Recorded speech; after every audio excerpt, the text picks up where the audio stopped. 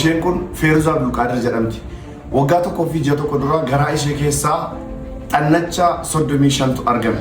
Biyya alaa turte, biyya Arabaa turte, biyya Arabaa hojjettu irra deddeebiin mana yaalaatti yeroo deddeebitu mana yaalaa sana yeroo deemtu kalee keetu infekshinii godhate jedhanii baay'ee rakkisaa turan. Sana booda dhibeen ishee humnaa ol ta'ee jennaan gara biyyaatti dhufte. Maqaan kiyya Feeruz Abdul Qaadir jedhama.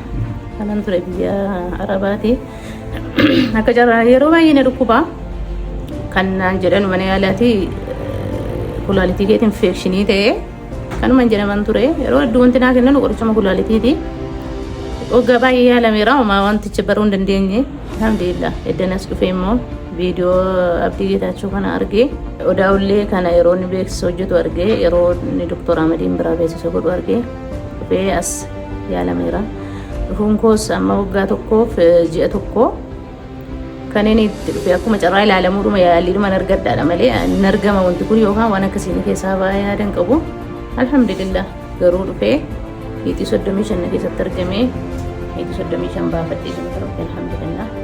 Hiitii 8 baafadhee ji'a 4 booda ulfatee kun alhamdulillah galanni rabbiin badiin arramoo da'uu kan deema. Erga hiitiin sun garaa kee keessaa bahee dhukkubbiin si dhiiseera. Dhukkubbiin na dhiiseera. Infekshinii kaleen qabdu ture. Xannacha 35 kana kan si keessaa baase eenyu? Dr. Ahmed Siraaj. Dr. Ahmed Siraaj. Hospitaala Odaa Ullee dhuma kana keessa. Hospitaala Odaa Ullee keessumatti warra rakkoo gadamiisaa qabdanuu warri waan akkasii dhukkubsattan kulaalitii isiniin jedhamu asuma murtaa yaalamaa yaalii dhibba keessaa dhibban argattu. Eessayyuu jiraattan ilma argattu. Guyyaa irraa kana gaa yoo rabbi jedhee daqiiqaa muraasa booda gaa gara kutaa opereeshinii seentee da'uuf jirta. Hordoffii ulfaa kee kanas kan taasisaa ture. Asumatti. Kan si taasisaa ture eenyuun? Dr. Ahmed Siraaj. Har'as immoo isaantu si deessuu jira. Inshallah.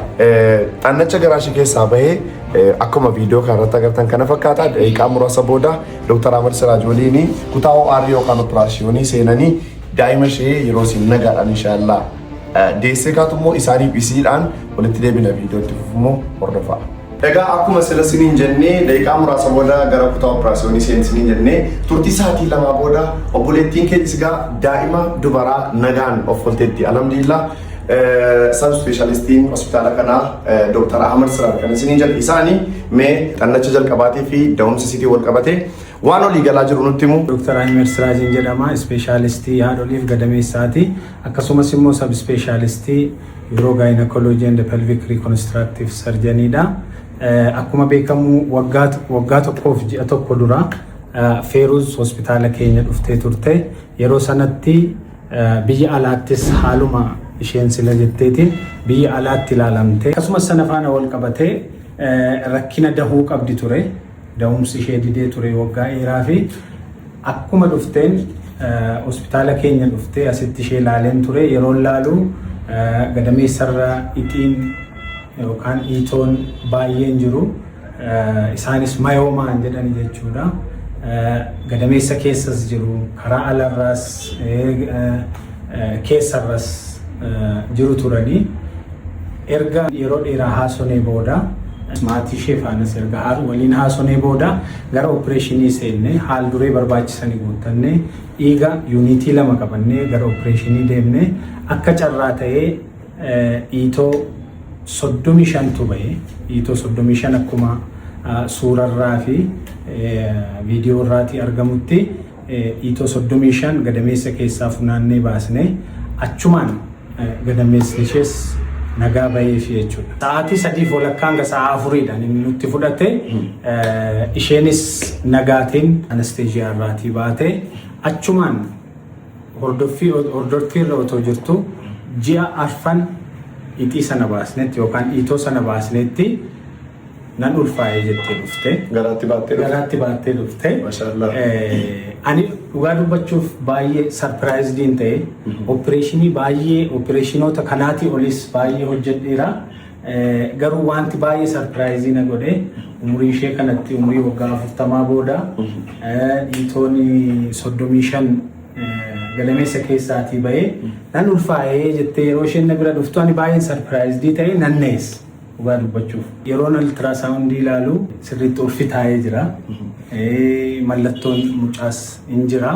Anis baay'ee keessa kootti gammadee keessa naasuun illee na keessa jira ture. baay'een gammadee garu. Sana booda hordoffii ulfaas kan taasisee bisinee jechuudha. Guyyaa irraa obboleettiin keenya umurii 40 kuni sa'aatiitti namni da'umsa dhaabutti ilmoo argattee jirti. Mee gammachuu maal sitti dhaga'ama? Dhibee isaarraa fooyyooftee ulfooftee ofumaa keessanii deessistanii jirtu galata rabbii. Mee maal sitti dhaga'ama? Baay'een gammadee garu. Har'a immoo torbee 39 booda har'a kutaa opereeshinii ishee gashinee akkuma argitanitti mucaa kiiloo 3.2 mucaa dubaraa argatteetti jechuudha. Galata rabbii kana booda namoonni waa'ee ulfaatii wal qabatee rakkoo gadameessaatiin wal qabatee jiru jechuudha.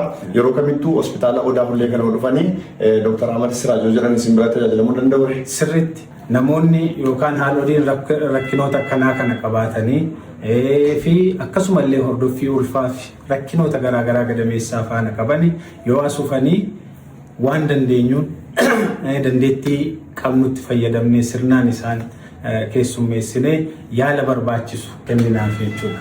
Kana malees immoo odeeffannoo dabalataatii fi gorsa garaagaraa barbaadan isaanii bira tajaajilamuu barbaadanii lakkoofsa bilbilaa isaanii qabadhaatii dawwalaa fi 9 11 26 97 27. Kanaan warri rakkoo gadameessaa ulfaa keessattuu haadholiin dhimma kanaan isin rakkisee jiru Dr. Ahmad Siraajigaa Odaa Hulleetti isin tajaajiluuf qophiidha. Obboleettiin keenya biyya alaatti biyya Arabaatti hojjetaa turte achitti dhukkubsattee garaasii keessaa iixiin yookaan xannachi 35 bahee yeroo ammaa kana immoo umurii ishee waggaa 40tti intala durbaa tokko nagaan operaasiyooniidhaan deesseetti dhibee duraan irra ture irraa fayyitee amma ilmoo argatteetti waan itti dhaga'amee fi obboleewwan keenyaaf waan dhaamtummoo isheerraa dhaggeeffanna. Galatoomaa wanti nutti dhaga'amu alhamdulillah gammachuudha malee wanni biraa hin jiru. Annichi kana hunda eddana keessaa ba'ee booddee deebi'ee ilmoo argachuun kiyyaa baay'ee gammachuudha. Amma waggaa tokko kana naa wajjiniin turanii Dr. Ahmad Siraaj hedduu haa galatamanii akka abbaa kiyyaatti akka obboleessa kiyyaatti afaaniin illee naannee gorsa naa kennuun yaaliin taanaan waan hundaan iyyuu jechuudha. Hedduu galatoomanuu rabbi umurii isaanii nuuf haa dheeressu.